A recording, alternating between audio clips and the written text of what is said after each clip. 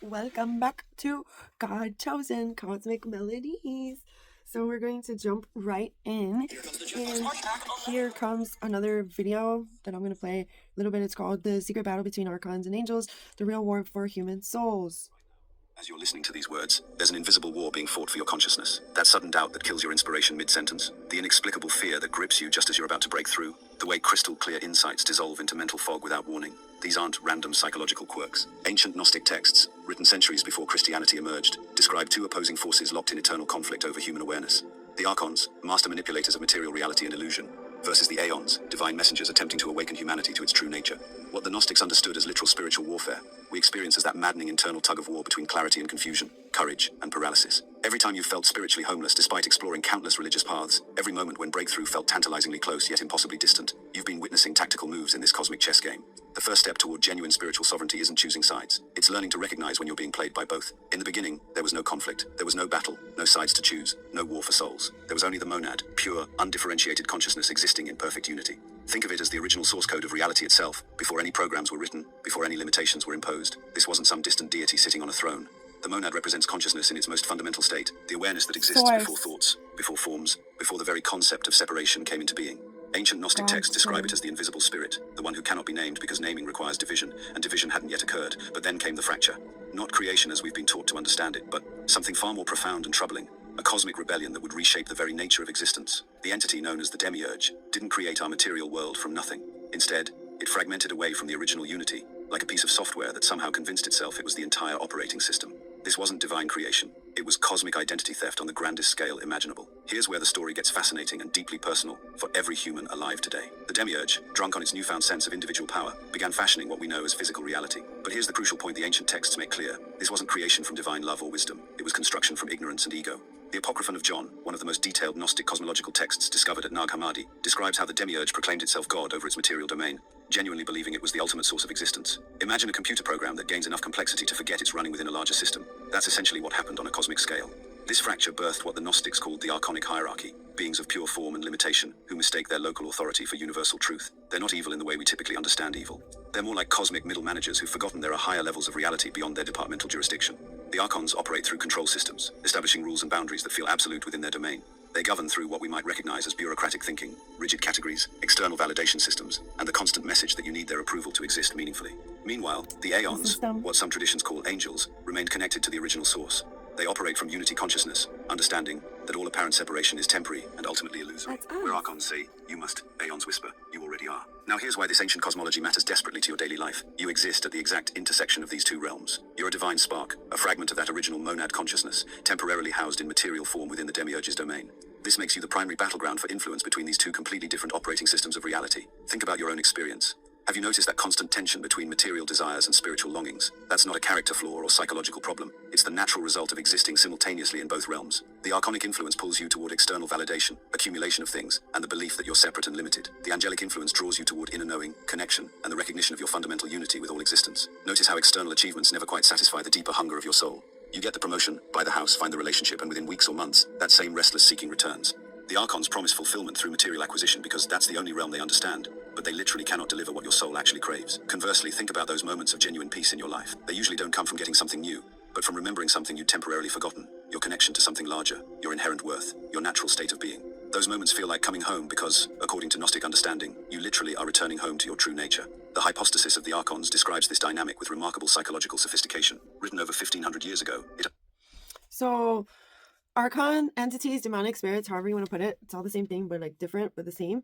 They possess humans. Some of them possess humans, and they use people like witches and warlocks to attack the angelics, which is me. I've experienced real life experience of a group, cult, coven, whatever they want to call themselves, a group of witches and warlocks, sorcerers and magicians targeted me, and I never did anything to cause that. And I realized, oh, obviously now I know it's because the darkness in them was after the light in me. And this video words it differently, but yeah, that is happening throughout the world with everybody.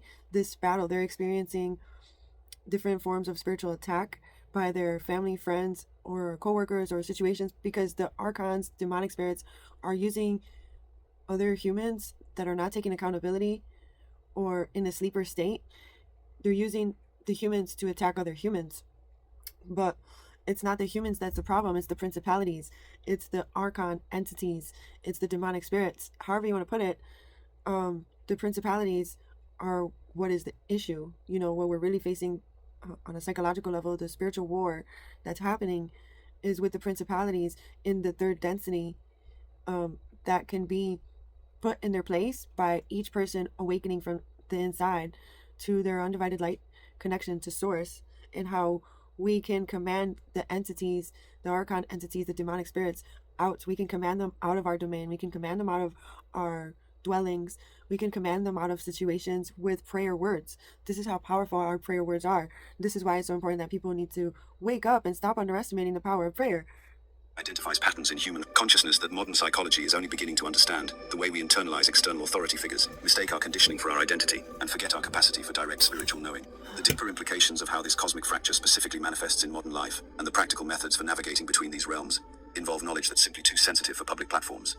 I share these foundational concepts openly because understanding the basic framework is crucial, but the specific techniques and applications require more careful context. That's why I've created the free Insights Academy newsletter, where we can explore the great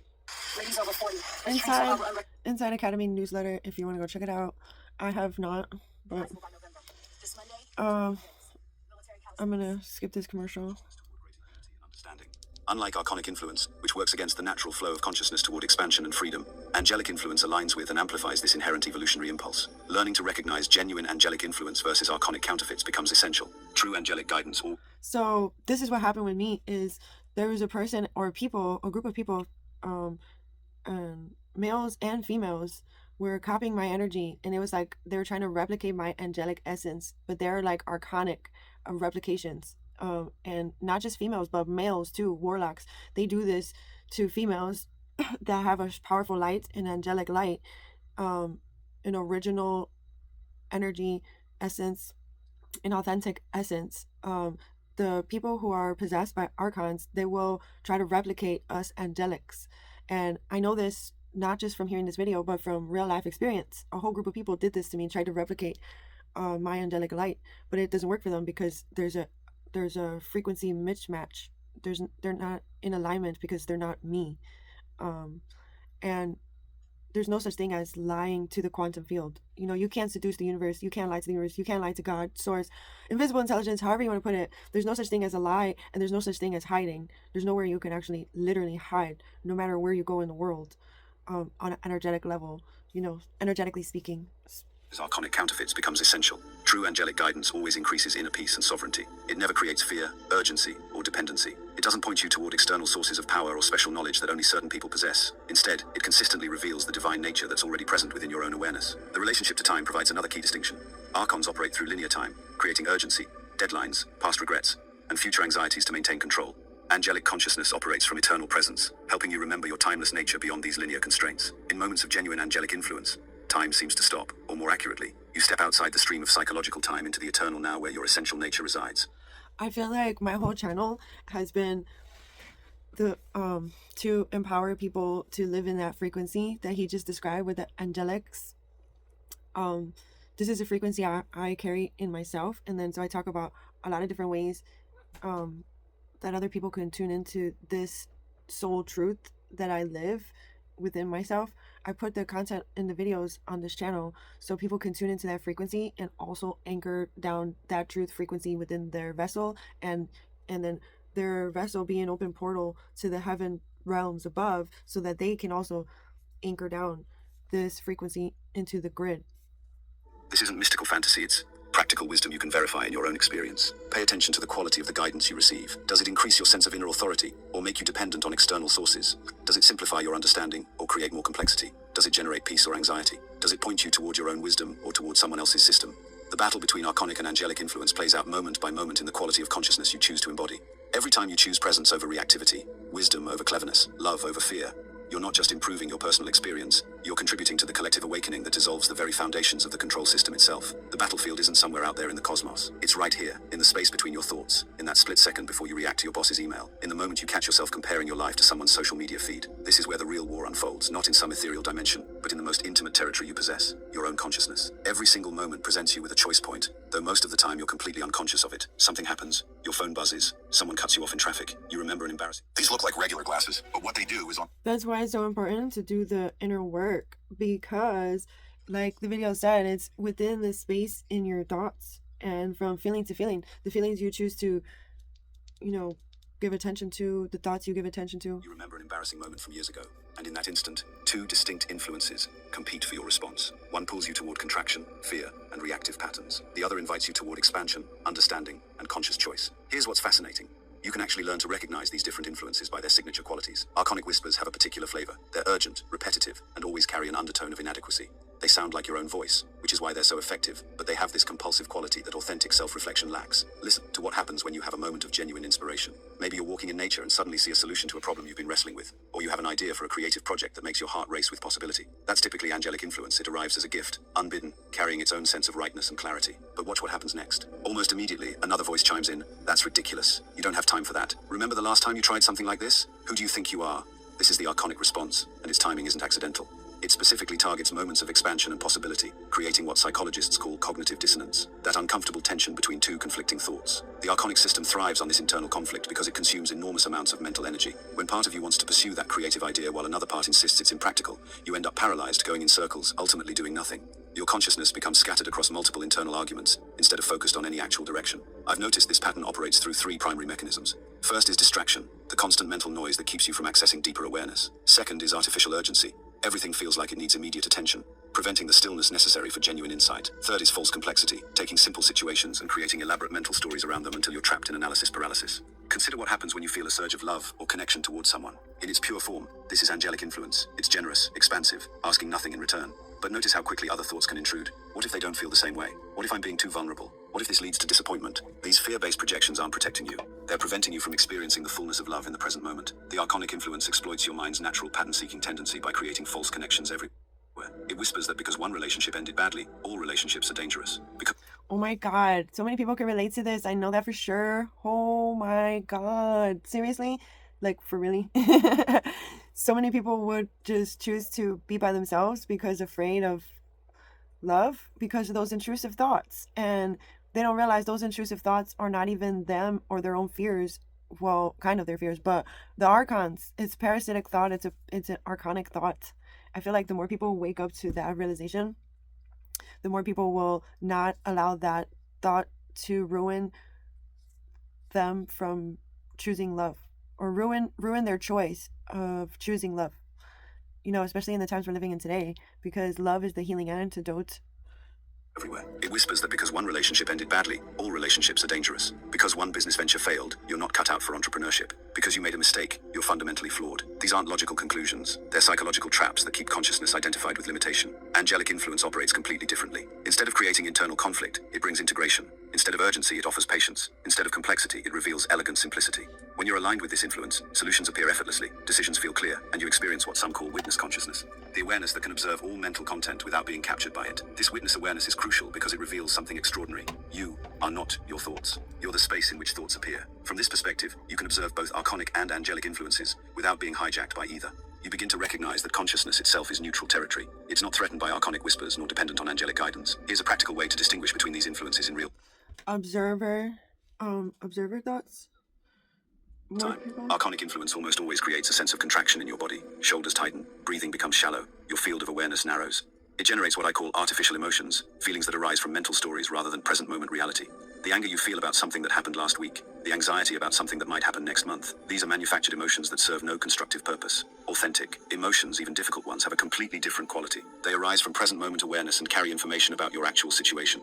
The grief you feel when saying goodbye to someone you love, the appropriate caution when facing genuine danger, the healthy anger when witnessing injustice. These emotions, though sometimes uncomfortable, connect you more deeply to reality rather than pulling you away from it. Angelic influence typically creates physical expansion. Breathing deepens, muscles relax, your awareness becomes more spacious.